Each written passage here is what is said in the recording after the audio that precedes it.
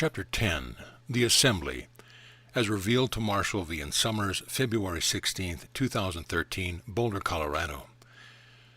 There is a great assembly, the angelic presence that watches over this world and has watched over this world for a very long time. How different this is, however, from people's notions and beliefs, the way that such great beings have been portrayed in the past in your books on religion and in the testimony of certain people. God is not managing the world. God is not running the climate. God is not moving the blood through your veins or pouring the waters over the cliffs or germinating the seeds in your ground, for that was all set into motion at the beginning of time. But God has assigned a presence to watch over the world through all of its chaotic and tragic encounters and episodes in history, watching for those individuals who show greater promise, bringing things into the world at key turning points in humanity's evolution, and sending one of their own into the world to bring a new teacher and a new understanding to change the awareness of humanity and to alter, if possible, the course of humanity in a positive way. Those who you honor as the great messengers, the great saints, the great teachers, such as the Jesus, the Buddha, and the Muhammad, come from this assembly, you see. But when they are in the world, they are human beings. What distinguishes them is that they are here on a greater mission with a greater set of responsibilities and a greater accountability to those who sent them. Their lives are trials. Their lives are demanding. It is not a journey for the faint of heart or for those seeking pleasure and repose here on earth. The assembly watches over the world, listening, waiting for those requests that are truly authentic and represent an honest appeal, particularly if they mark a turning point in a person's life, particularly if they show a greater demonstration of a desire for contact, not born of ambition, not born of foolishness or experimentation. It is the signal that someone is ready to begin to awake. Only heaven knows what this signal is, what it sounds like, what it means, and how it should be regarded.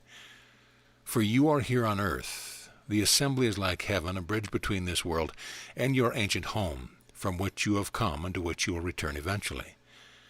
Everyone in the world, everyone in the universe living in separation in the physical reality, will return to their ancient home eventually. But while they are here, they are prisoners in their own intentions. They are prisoners to their culture and their nations, in a universe where freedom is so very rare. Yet each has been sent here for a greater purpose, a potential, a seed of wisdom, a possibility that, given the right circumstance and given their own honesty and awareness, a greater life can be initiated. Every world where sentient beings have evolved or have migrated and colonized in the universe, there will be an assembly there, a great assembly or a small assembly, depending on the number of individuals and the nature and condition of that culture and the nation in the universe. It is a plan on a scale you cannot even imagine. Your religions cannot account for it. Your theology is far too limited in scope to encompass something of this magnitude. Try as you may to interpret the signs and the symbols of life on earth, you cannot interpret this. Your intellect was not created to interpret something on this scale. But within you is the power of knowledge that God has placed there, a deeper intelligence, a deeper mind. It is that mind that the assembly is waiting for. For if this deeper mind within you can emerge within the context of your life and circumstance, and be accepted and followed and received, you will begin now a new journey in life. Only in this regard can it be said that you would be born again in the world. Only in this regard would that be true and meaningful and efficacious. Members of the assembly will attend to certain individuals who are making a greater contribution to the world, but only if the deeper knowledge within those individuals is sending the message the assembly is waiting for and looking for amongst those who live in separation. God allows you to be in separation. God allows you to suffer. God allows you to make mistakes because that is why you have chosen separation, to have this freedom. But since there is no alternative to creation, your existence here is only partially real. It is still connected to creation, but is a changing, evolving environment, an environment where your life is temporary and greatly challenged and greatly endangered by many things, where error and failure will be the consequence of living without this knowledge to guide you. God allows this to happen because you are made to be free. You are even free to try not to be who you really are. You are even that free. But you can never succeed in separation because knowledge lives within you. It is the part of you that has never left God and still responds to the power and presence of the Lord of creation and of creation itself. Think of your religious teachings in the world, the stories, the teaching, the vast array of ideas associated with these, and consider them in light of what we are saying to you here today. For we are giving you the big picture of your life. See the contrast, and you will begin to see that you must embark on a new journey. Your old ideas of religion and spirituality can only serve you to a certain degree. Beyond that, they must be set aside, for only God knows the way to return. Only God knows the meaning of your true existence and the specific purpose that has brought you into this world at this time under these circumstances. The intellect must bound down eventually. It can only follow when attending a greater reality. This requires humility. This requires surrendering over time to the power and the presence that lives within you, that can only respond to your source. The assembly allows everything to happen on earth. Unless their presence is required and requested with the greatest sincerity, they will not interfere. Only at a great turning point, when a new message is meant to be given to the world, will they provide humanity a new understanding, a greater awareness, and this will occur in response to great and potentially devastating change in the world. That is why the great revelations are only given at certain critical turning points in the evolution of human civilization. They cannot be fabricated. They cannot be invented. They cannot even be imagined, though many people have tried, of course.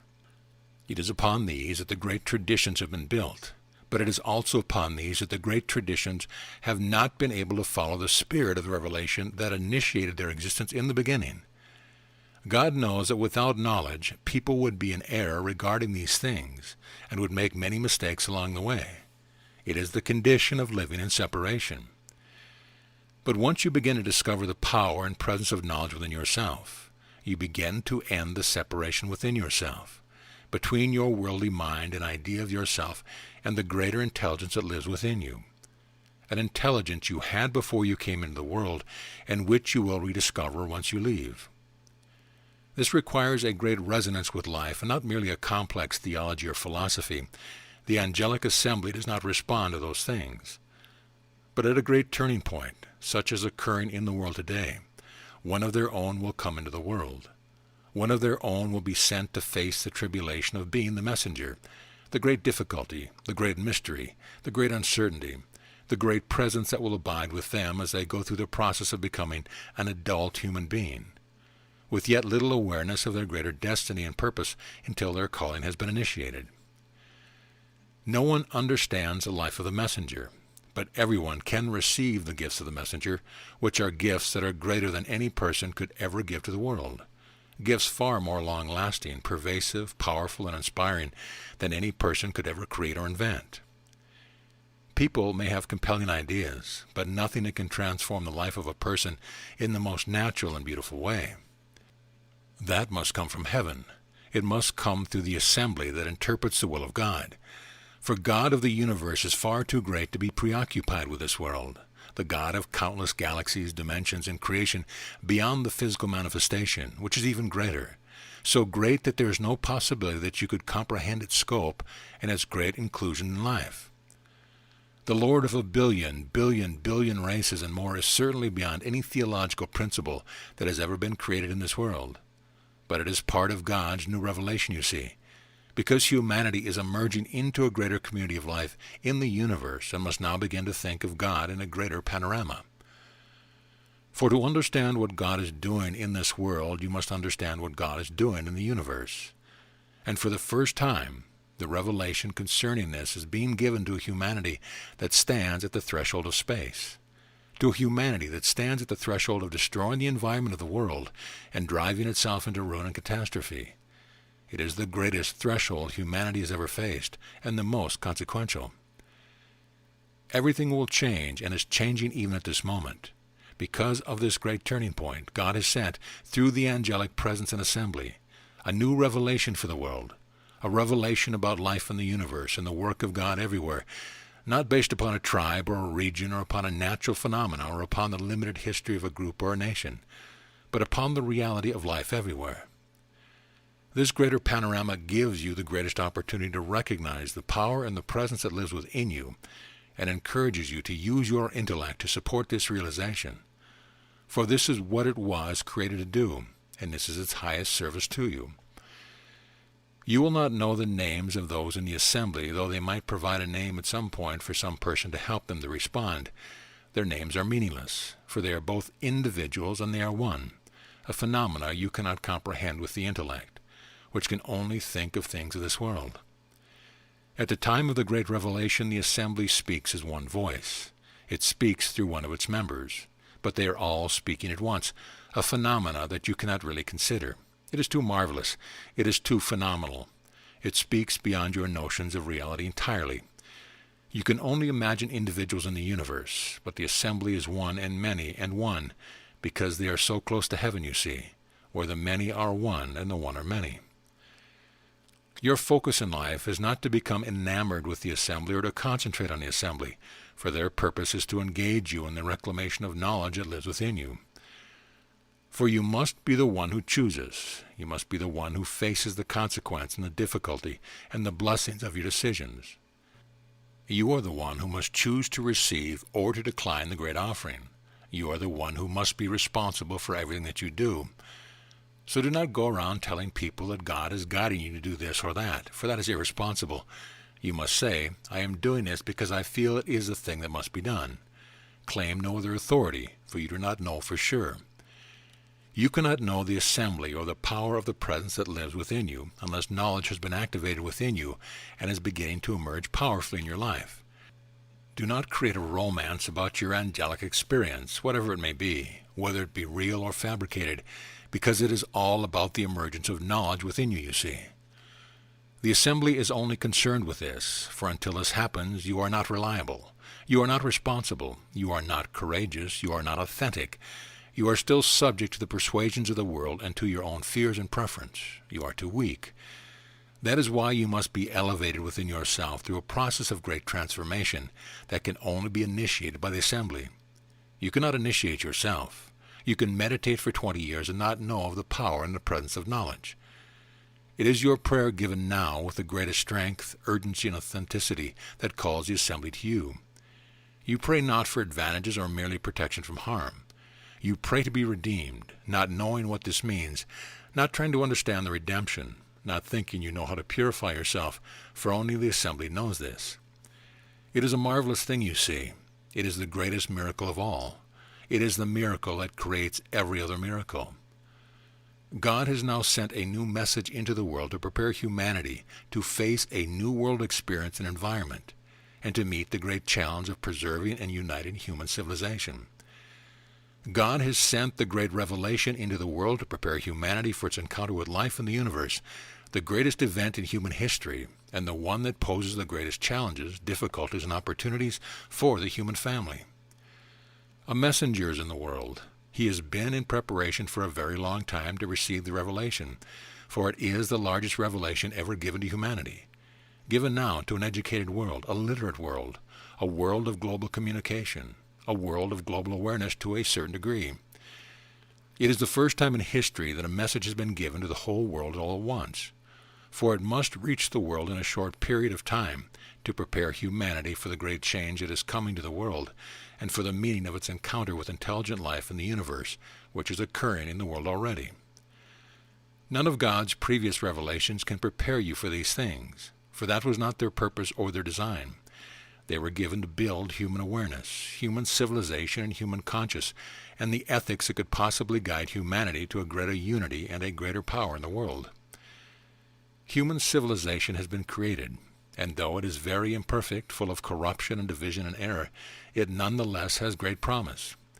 If you knew the conditions of life in the universe around you, you would see this great promise. But you cannot see this yet. You do not have this vantage point. But the assembly sees this, of course, and that is why great emphasis is being given to this world to prepare for this great threshold. So much is being given now through the process of revelation. But the messenger faces great difficulties, the same difficulties all the previous messengers faced: disbelief, antagonism, rejection, ridicule. People cannot see that the greatest event in the world is occurring in their midst. They think it is a violation of their ideas, a challenge to their beliefs. They think it will undermine their wealth, their power, and their prestige in the world, when in fact it offers the greatest promise of redemption they could ever receive, and the greatest preparation for a future that will be unlike the past in so many ways. The assembly watches and guides the messenger, for his importance in the world cannot be underestimated. His importance in the world cannot be overestimated. The assembly will speak through him to bring the revelation into the world, and they will speak as one because the message is everything. If this can be recognized by enough people, heeded and followed by enough people, humanity will have the power to turn away from disintegration and endless conflict and war to build a new foundation for the future. The revelation has given the vision for this greater world for humanity, but it will be a very different world. It will require great power, courage, and honesty to create it, and to sustain it in a universe where there are powerful forces and where freedom is rare. Only God knows how this can be done. Only the assembly understands these things. Your task now is to learn to receive and to take the steps to knowledge so that you may find your true foundation in life, to challenge your ideas, to resolve dilemmas from the past, to forgive yourself and others, and to look upon the world without rejection and condemnation. For it is this world that will call forth from you in time your greater gifts and your greater role.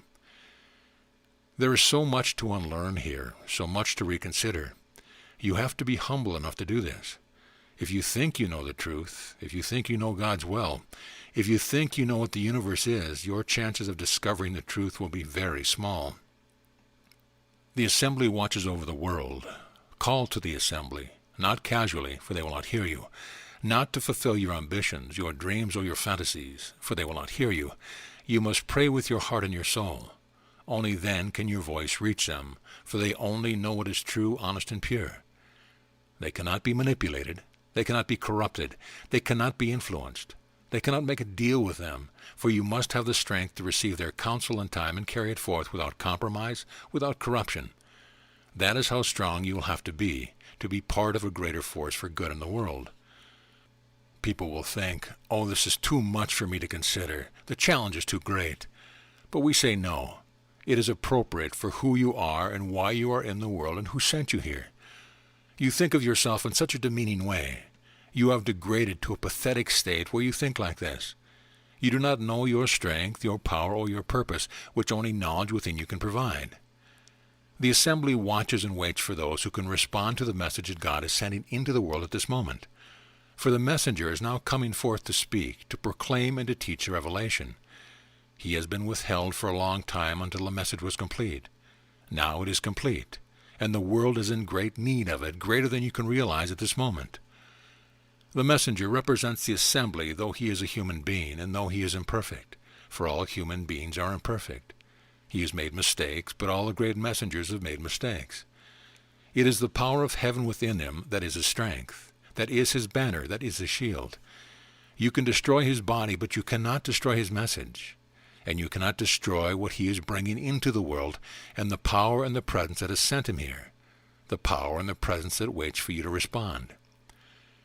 For the gift is now before you, and heaven watches and waits to see who can receive, who can recognize, who can take the steps to knowledge and receive the gift of a greater life in a world that grows darker and more uncertain with each passing day.